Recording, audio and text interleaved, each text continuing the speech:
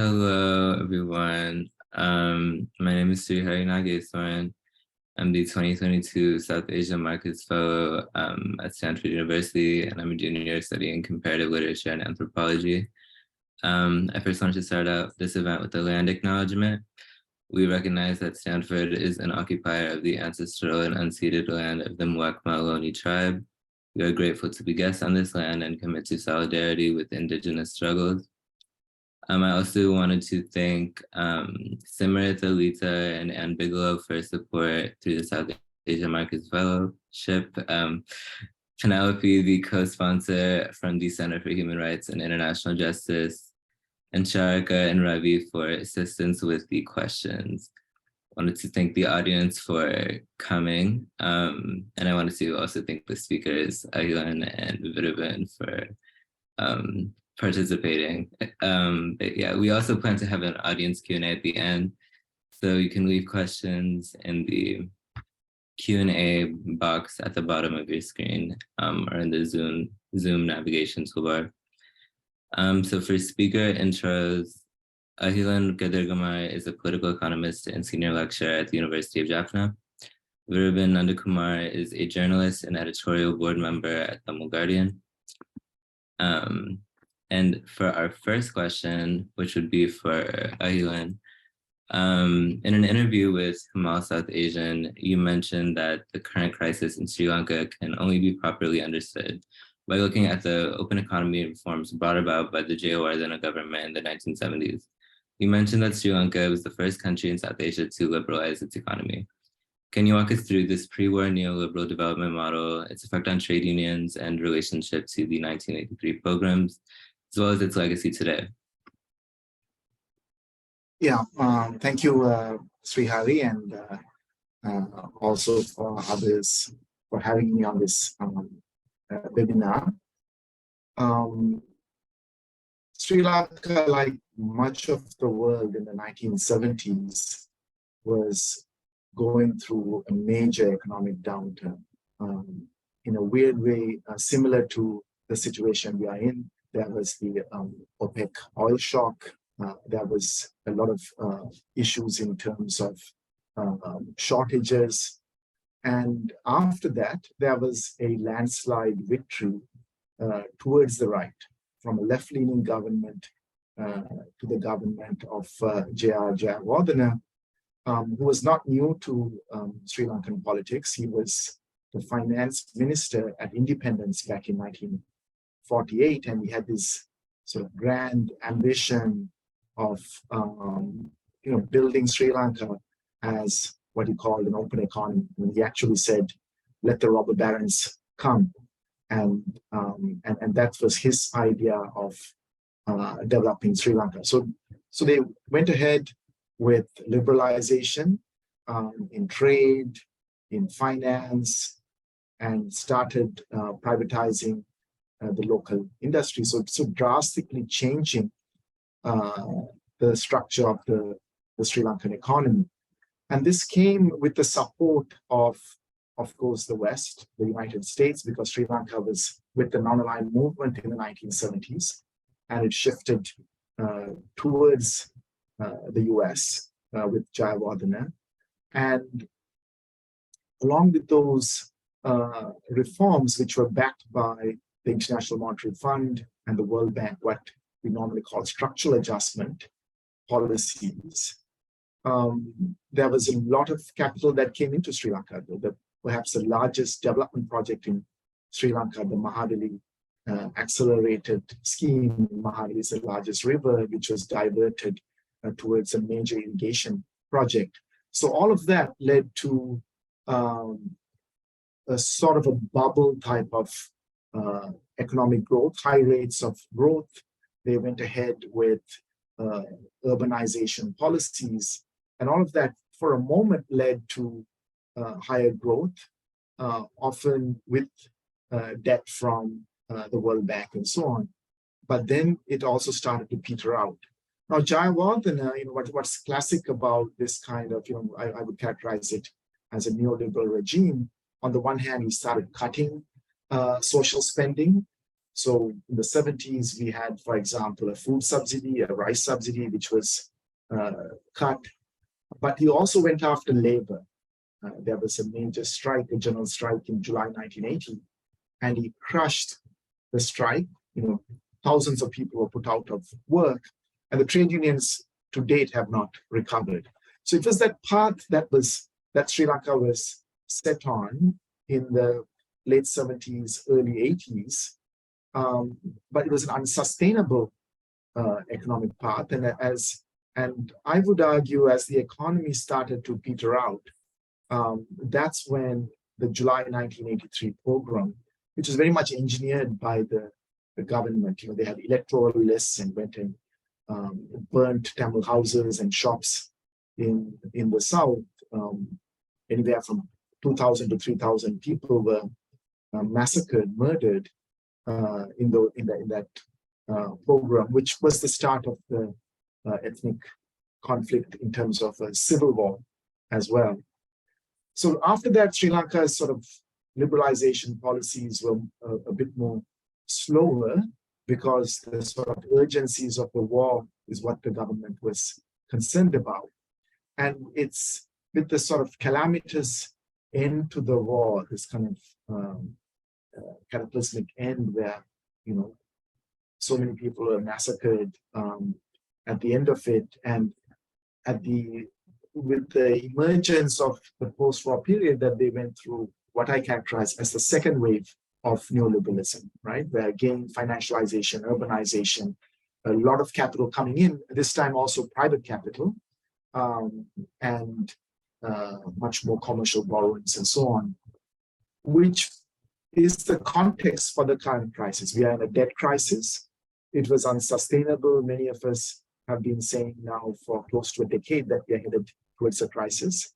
And finally, with the COVID pandemic and the disruption of the tourism sector, disruption of remittances, Sri Lanka was pushed much more quickly into the kind of balance of payment crisis that had been in the making for a long time.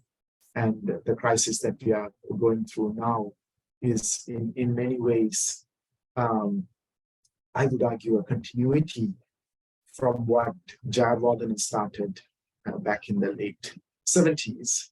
And ironically, Jayawardena's nephew, Ranil Wickremesinghe, is now president.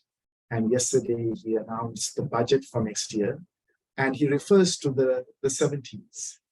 He sees a continuity, but he feels that not enough of liberalization took place in these preceding 4 decades, whereas I would argue that was the beginning of the crisis that we're facing now. Thank you. Yeah, that was a really informative answer. And then my second question my first question for Viruben is, in your article for The Caravan, you mentioned how Jayawardena's government compensated for the withdrawal of the state by the expansion of the military. What impact does Sri Lanka's militarized development model have on the current crisis, and how has this impacted minorities on the island? So I want to start off by really trying to interrogate the idea of what a minority is and the relationship between Tamils and Muslims to the Sri Lankan state as a whole. Because Tamils on the island don't identify as under the label of minorities. They see themselves as a nation, a people unified by a collective and common history, culture, and also Buddhist nationalism, which sees Sri Lanka as a unitary state and tries to preserve its Sinhala Buddhist structures. So we can see this in a few different ways. One is the almost exclusively Sinhala military. The second is, of course, in the constitution itself, which preserves, which maintains that the role of the state is to preserve Buddhism. And even in the very landscape of the north and east, we're seeing Buddhist viharas erected in traditionally Tamil areas. So we have an almost exclusively Sinhala military. We have Buddhist viharas being built in the north and east.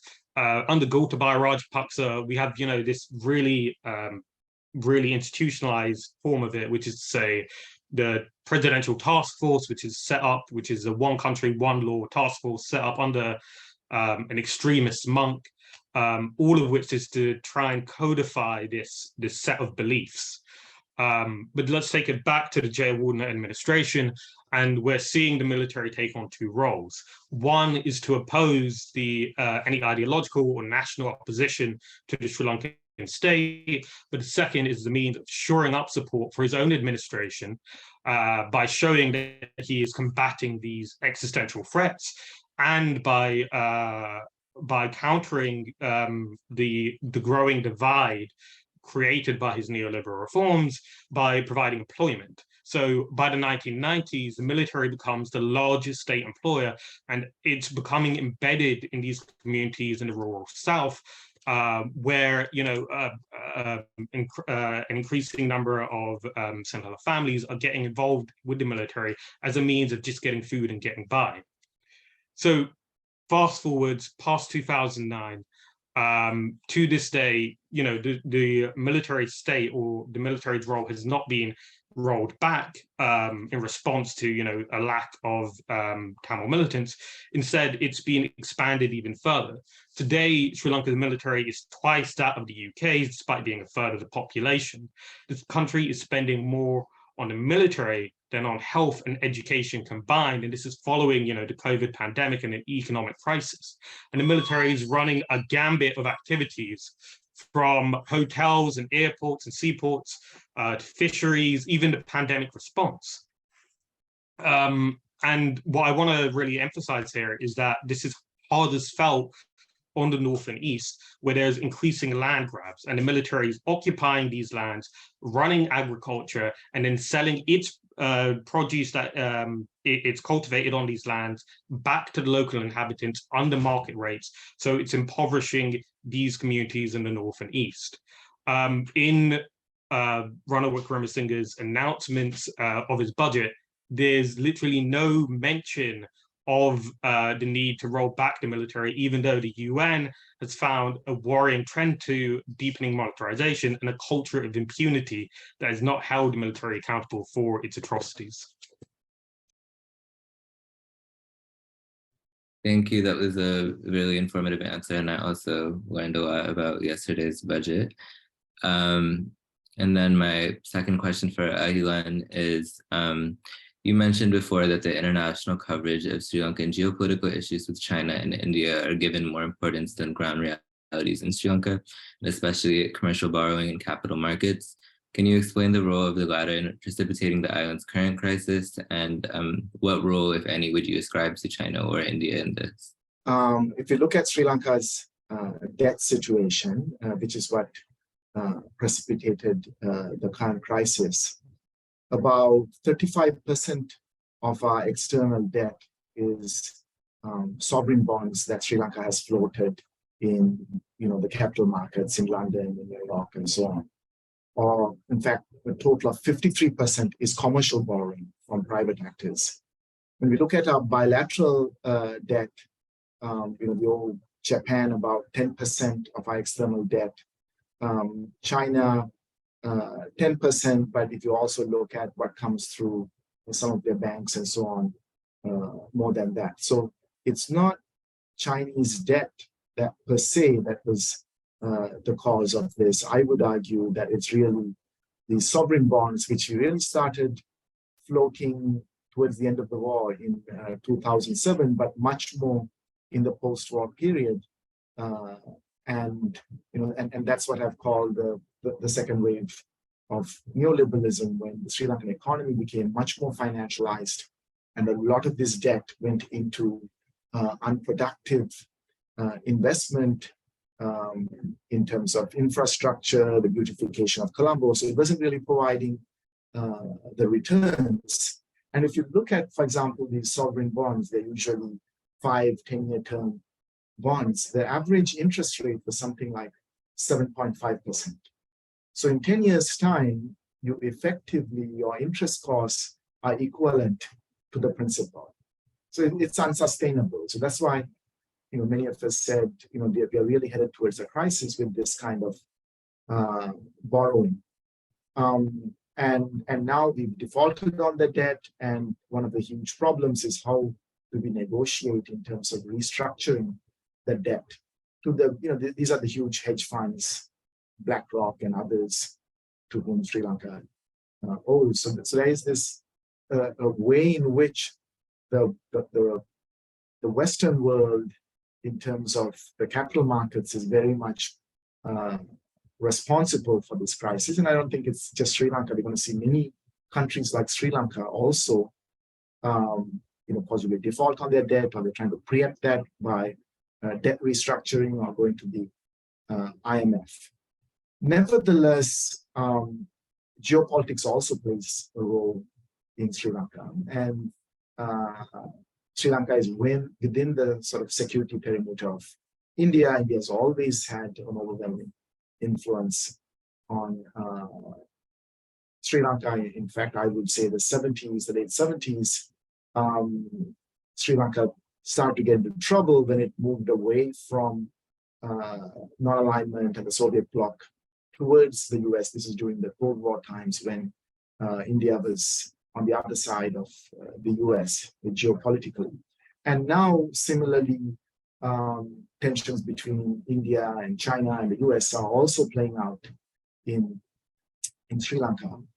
And so even when it comes to development, aid, financing, and so on, right now, in terms of Sri Lanka, whether it's India or China, they are mainly interested in strategic assets, right? So strategic investments in ports, the kind of infrastructure that would also strengthen their stronghold.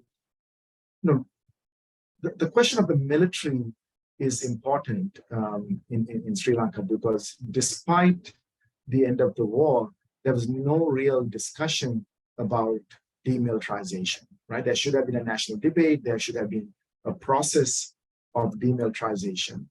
At the same time, I think I won't overplay the role of the military in Sri Lanka. The military in Sri Lanka is not like the military in Egypt or Pakistan, who have a base of their own. I mean, we just saw in July that the so-called war hero and their commander-in-chief run away in the form of President Gotabaya Rajapaksa, right? So Sri Lanka has these possibilities of democratic maneuvering, and it's the political regimes in power, so the Rajapaksas and so on, that have used the military. But at the same time, there is a need for demilitarization, and particularly in the north and east, where the military still holds a lot of land that should be released, forms of surveillance and so on. But at the same time, when the people in Sri Lanka come together, as we saw with this kind of great struggle in July, which was flashed around the world, I'm sure all of you have seen that, then it can also be put in check. That was, very informative. Also a great segue into a question for Viruben, which is about the role that international aid, and especially military aid, plays in the current crisis. Given your work on Sri Lanka's policy of strategic ambiguity toward India, how does India, as well as the US and China, individually factor into this role of international aid? Cool. So I think international aid can be a bit of a misleading and deceptive term, because I think when people in the West, at least, hear the term international aid, we think of Western governments essentially providing charity to global countries in the global South, who are suffering from a crisis. And what's omitted is the role that the international community has played in driving these countries to the point of crisis. And I think military aid to Sri Lanka is a really clear textbook example.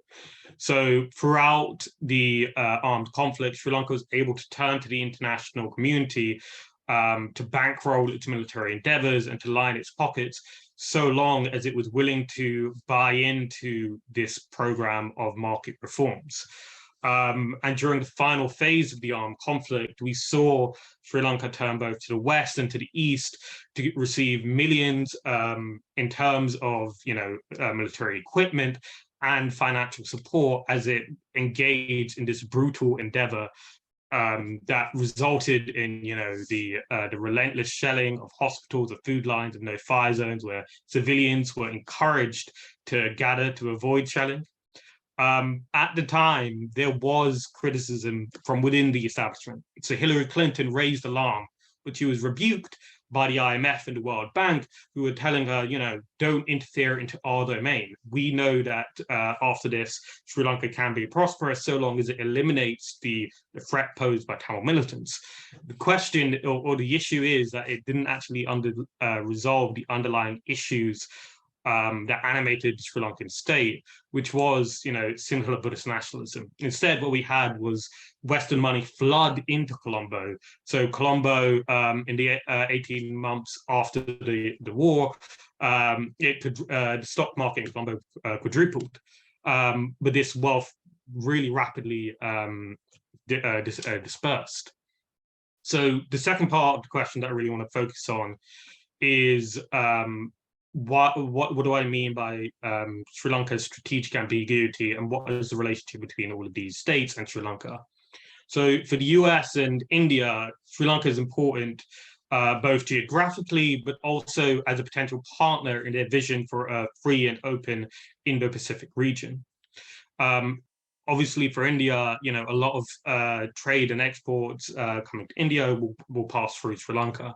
But Sri Lanka and Sinhala nationalists have never felt particularly easy with this relationship with their northern neighbor, because they see it as an almost imperialist force that is that is exerting its influence on their politics, and they feel this, within the demands for devolution, which is explains some of the opposition, so it's linked with this anti-Tamil sentiment.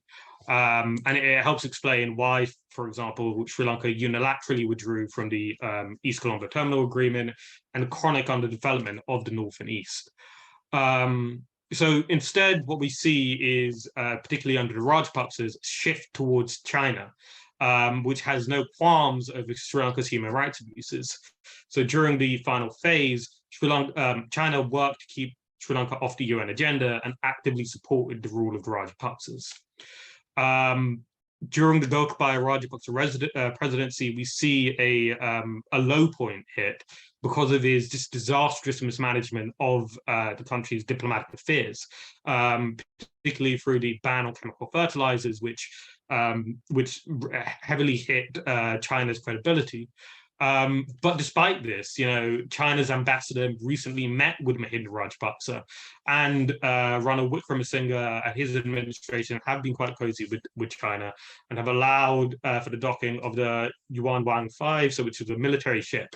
And the issue for me is that India and the US have been soft peddling issues of human rights and devolution for years, because they fear that if they are a bit more stringent, if they are a bit more demanding, they'll lose Sri Lanka to China. But again, it fails to recognize why Sri Lanka is continuing to play off both India and China for its own benefits. Thank you. Yeah, that was also very informative. And my next two questions for both of you will be focused on the future.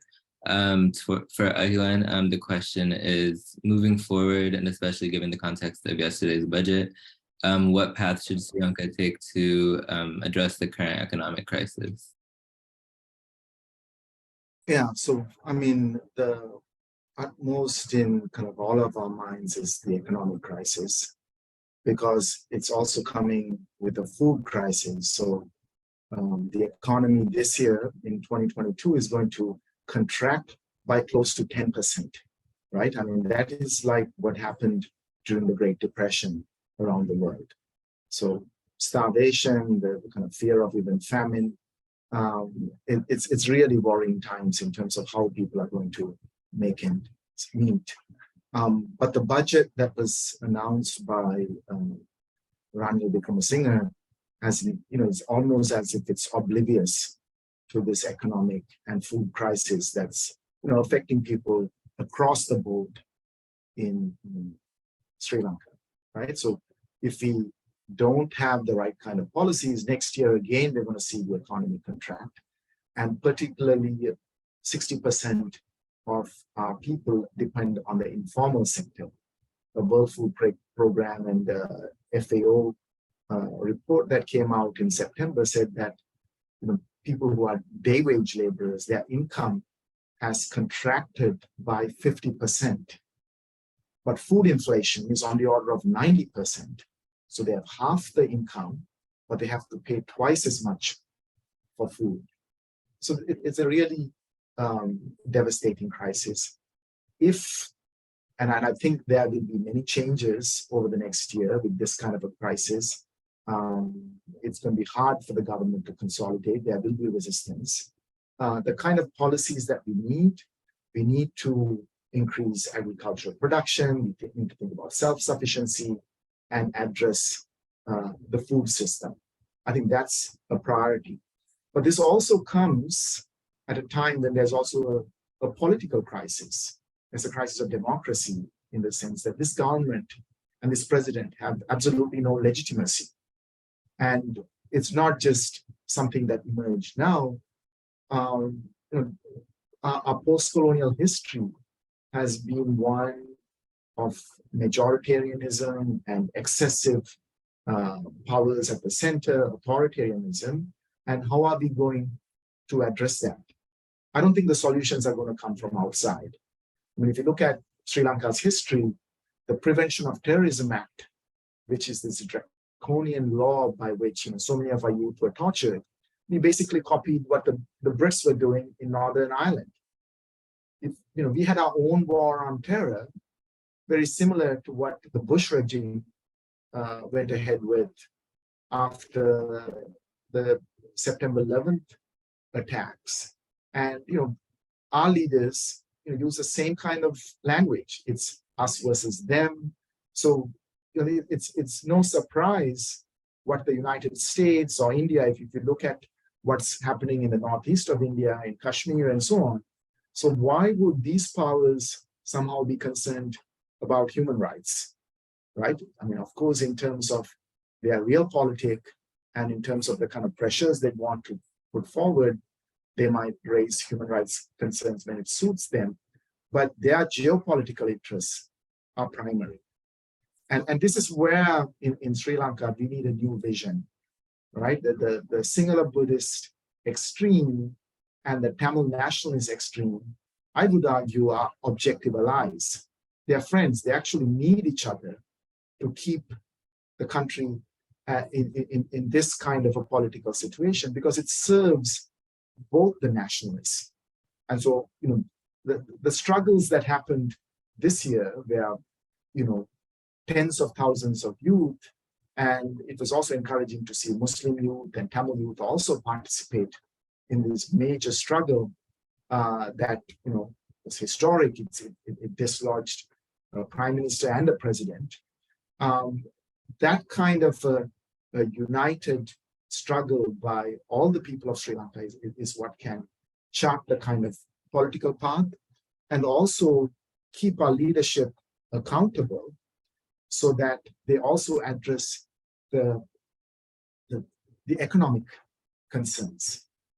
Sri Lanka, since over the last 4 decades, has been overdetermined by the ethnic conflict. But now, with this kind of huge suffering, the class question is also coming up. What do people who can't afford the next meal do?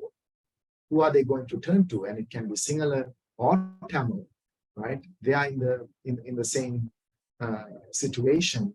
And the political leadership in Sri Lanka, whether it's the Sinhala leadership or the Tamil leadership, don't seem to have answers for the questions that people are asking.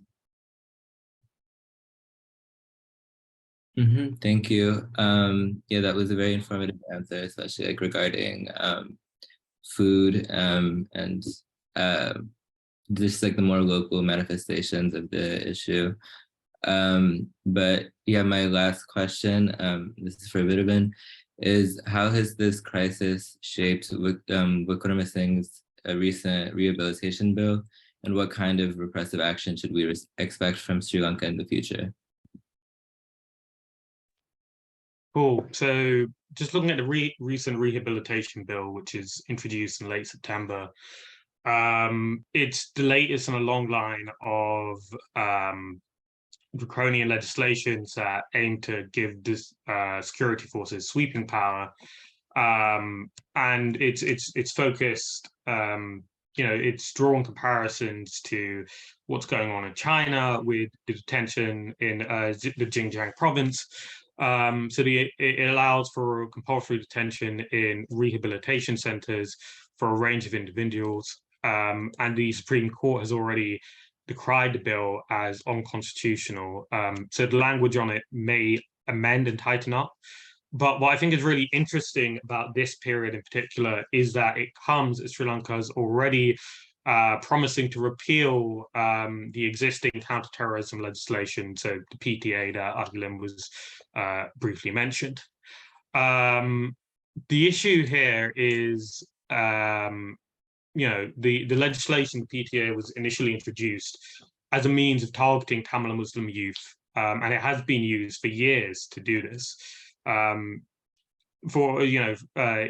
recent years, it's been used to target youth who've committed crimes such as, writing poetry, attending a political rally, just engaging in dissident behavior. And more recently, it has been applied to similar youth who are engaged in anti-government demonstrations. It's been linked to enforced disappearance, torture, and sexual violence.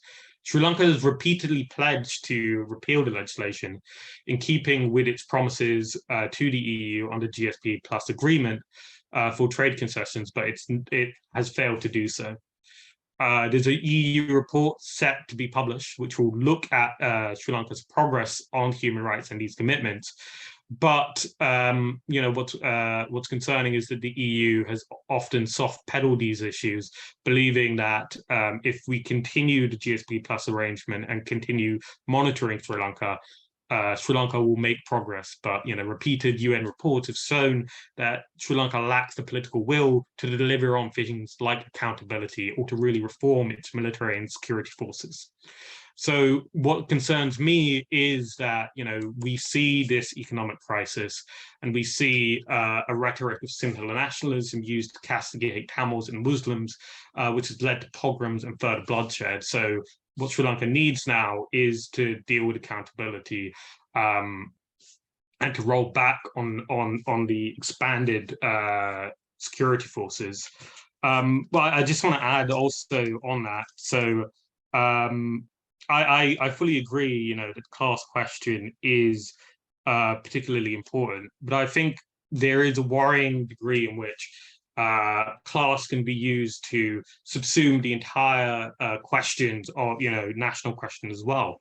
And in the aftermath of the war, Mahinda Rajapaksa promised that he would resolve the national question through, a 13 plus, so going beyond the agreement that they had codified with India without the agreement from Tamils, and to allow for devolution. This was never arranged. Instead, the focus was drawn on economic issues, and it was believed that if Tamils can prosper economically, all of this talk about devolution, all of this talk about of discrimination would subside because they were prospering. But the issues of economics and the issues of national question are inextricably linked. So there's a reason why the military presence is in the north and east. There's a reason why the north and east are being treated as a separate island and subjected to, embargoes by the Sri Lankan military. So I think that you have to be able to actually address both issues at once. And I think it's really important to remember that, these protests in Colombo over, food insecurity and the economy are devastating and are heartbreaking because of how many people are suffering. But, there are families of the disappeared who have been protesting for over 2,000 days because they want accountability. They want to know what happened to their loved ones who were last seen in military detention, and they've not gotten an answer from the government. And these issues are often pushed to the side, and instead, Tamils are told, let's focus on the economy. But I think they're both interwoven, and we have to address both of them.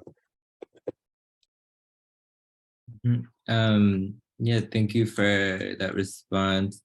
And also, I guess like my one follow-up question, just for people that don't know, like the context is like, could you explain a bit more about like the Prevention of Terrorism Act?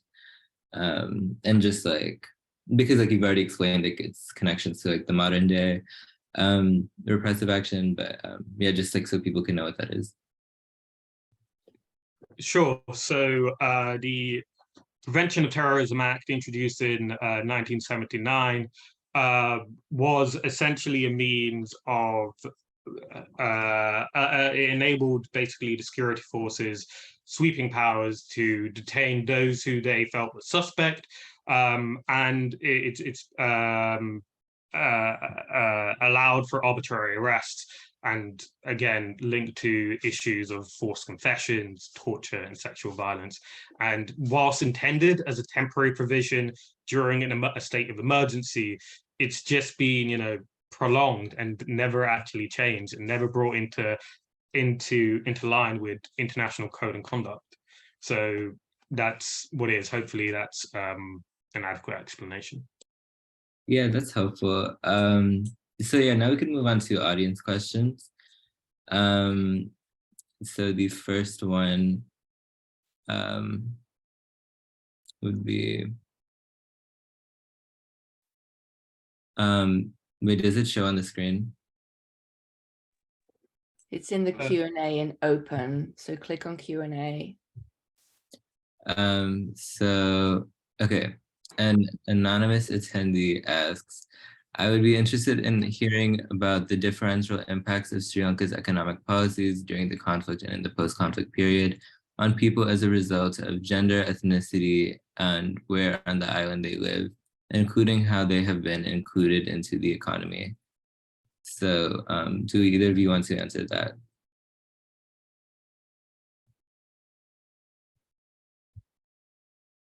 So as I mentioned, Sri Lanka is an interesting case where in the 1970s, it was considered a development model for the reason that even though we had very low per capita income, we had very high human development indicators. That was mainly thanks to the free education and free healthcare policies, right? So now I teach in a university here in Jaffna, and even up to university education for all our students is free, which is not true in most countries around the world. So that was something that had put Sri Lanka on a strong footing. But with the war, obviously the North and East, which was devastated by the war, we see an intergenerational impact. For example, the Jaffna district, where I grew up and live in now, was one of the better performing districts in terms of education before the war.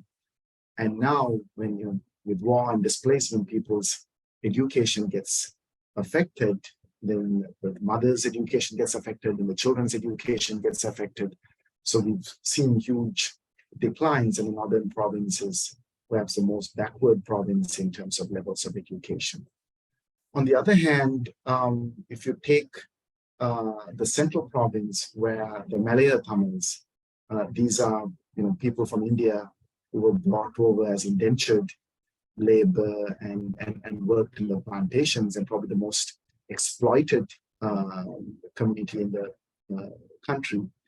They've been excluded even by this kind of social development that much of else of Sri Lanka saw. So it's a very uneven way in terms of not just ethnicity, but within the Tamil community, caste is another form of exclusion from education, from employment opportunities. that has also determined their future, right? So,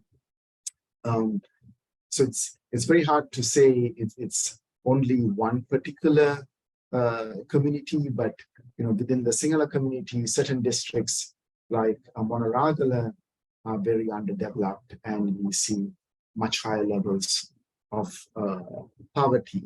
And all of this has become aggravated, not just because of the war, but because of neoliberal policies, right? We've seen inequalities greatly rise over the last 4 decades. The wealthy have become much more wealthy, and those at the bottom barely able to survive. And a crisis like this is really devastating for those who belong to more the informal economy. And maybe I'll just add one thing here, the sort of political dimension of this, so that there needs to be some reckoning in Sri Lanka about how do we move forward, right? I mean, we've had, in our post-colonial history, 2 major constitutions, one in 1972 and in 1978, when JR brought about a very authoritarian constitution with this authoritarian office of the executive presidency. And since then, we've had many constitutional amendments, including to devolve power, which came with the Indo-Lanka Accord of 1987, the 13th Amendment, which is what created the provincial council system. And we've attempted to address this through, kind of in a piecemeal manner through constitutional reforms. But I think now there's a kind of recognition in Sri Lanka with this huge crisis, the way even sort of legality is used to kind of consolidate authoritarian power, that we really need a new social contract between state and society, right? A new constitution altogether, and we can't allow the parliament to do it. We might need something like a constituent assembly to draft a new constitution. But all this requires a new leadership, right? Because in the South, the rot has set in. In the North, if you look at it, I mean, our political leaders, and there needs to be a reckoning and self-criticism within the Tamil community. People like Neelam Tiruchelvam, Kedis Loganathan, Rajini Thiranagama, so many of our visionary leaders were actually assassinated, often even by suicide bombings by the LTT, right? So the reason why the Tamil community is so politically weak is also what the sort of internecine conflict did, the kind of massacres of other militant groups by the Tamil Tigers. And so there needs to be a really open self-reflection among particularly the youth in both communities, if we are to move forward, right? And it's by all the communities coming together, and when these kinds of historic changes happen, it's the youth that play a major role. And I must say, I'm kind of despite the kind of tragedy that Sri Lanka is going through, as a university teacher, I'm hopeful when I listen to my students, right, that something, maybe their generation would finally chart a different path. Thank you. Yeah. So Viruben, do you have anything else to add to that? No, I'm happy to move on to the next question. So the next question from Nitin Seelan is, where do Malayaga Tamil specifically find a path to development in a country where they are subject to marginalization from both Sinhala and Tamil nationalist groups? Do either of you want to answer that first? Do you mind? Apologies, do you mind? Thank you. So I think obviously this is a very complicated question. And I think as Ahilan was talking about, it's what's required is critical reflection. And I think what we should recognize within the Tamil protest movement is that ability for critical reflection. And I think that's most clearly been demonstrated in the P2P protests, when Muslims were faced with discriminatory legislation surrounding COVID, around the banning of burial rights. Tamils unified with Muslims, and they demanded that the government revoke this, and they put forward their own demands. So I think with these kind of things, sorry, just looking back at the question. I think with these kind of things, we need to really engage with each other's struggles and to actually recognize what we're demanding. So obviously, Sri Lanka has a complex history. What I find particularly distressing about the Aragalia movement is perhaps its inability to really gather storm or gather much traction across the country, and in particular in the Northeast, because the demands of Tamils weren't really represented in the South. So if you look at the demands listed, there wasn't a call for military accountability, not a call for a referral to the ICC, not a call to release the names of those who disappeared. And all of this is necessary for Sri Lanka to progress. So I'm all for a collective struggle, but I think a collective struggle actually needs to represent all sectors of the community. Yeah, Ahilan, do you have anything you want to add to that?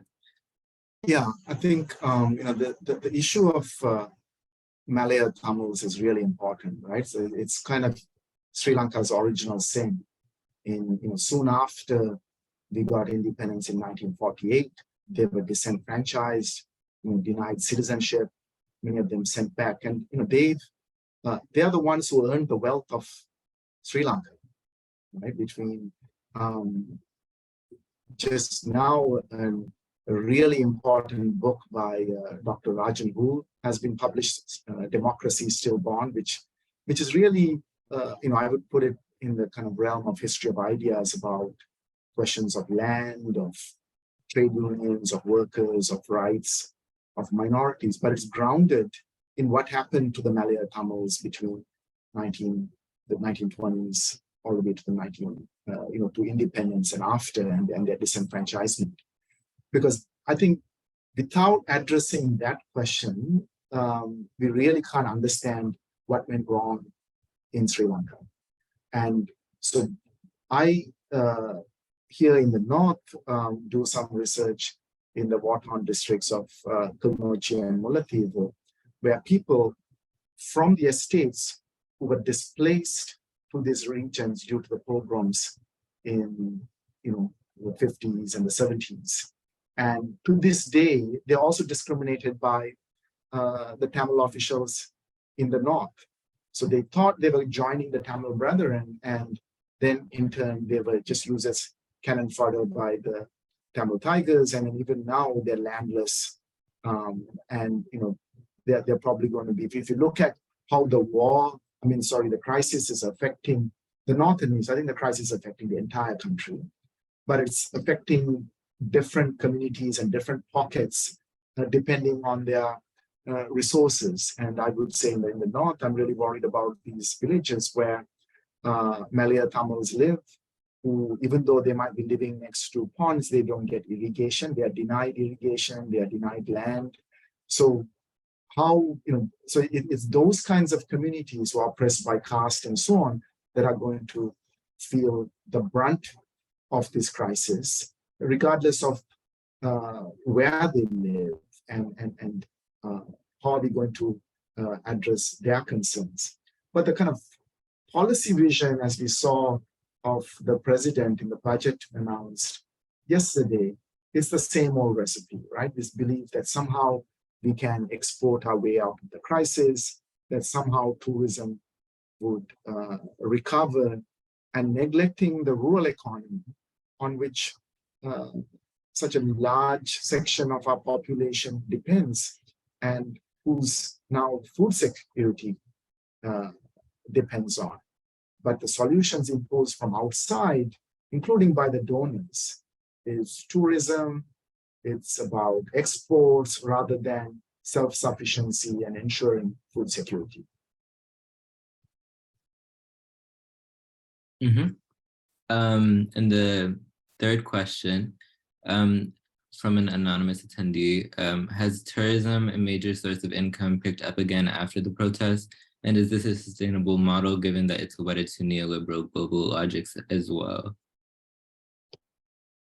Sorry, do you mind if I start off? Cool. So I think, correct me if I'm wrong, tourism is a major industry in Sri Lanka. I think it contributed close to 10% of the GDP at one point. And it's been devastated because of a series of external shocks, such as the pandemic, and then this crisis at the moment. None of which has been helped by the involvement of the military and security forces. So recently, during the protests, there was this Scottish woman who was detained by the police, had her passport seized, and given strict instructions to not participate in this protest or not document it. And I think one of the most pernicious aspects of it is that the military owns a lot of resorts, and the question for me really becomes, if we're looking to help Sri Lanka and help ordinary Sri Lankans, is tourism the best way, and where is this money going to once it's hit these spots? And I think a lack of accountability is a real issue. Yes, Ahilan, do you have anything else to add to that? Yeah, I mean, I have always maintained that tourism as a development path for Sri Lanka is part of our failure, right? Developmental failure. That we need to focus again on agriculture and manufacturing as the way to go forward. But neoliberal policies have always sort of emphasized financialization, the financial sector. We saw sort of devastating microfinance schemes that ravaged the entire country, including the north and east. So we need to really, I think a crisis like this, I don't just see it as a crisis in Sri Lanka. I think many parts of the global south are affected by it. Sri Lanka is a camel in a gold mine, so to speak, in terms of the first to be find itself in such devastating conditions. But as the 1930s, the 1970s, it's very likely that we're going to see a major shift. I don't think we can go back to the way we were 5 years ago.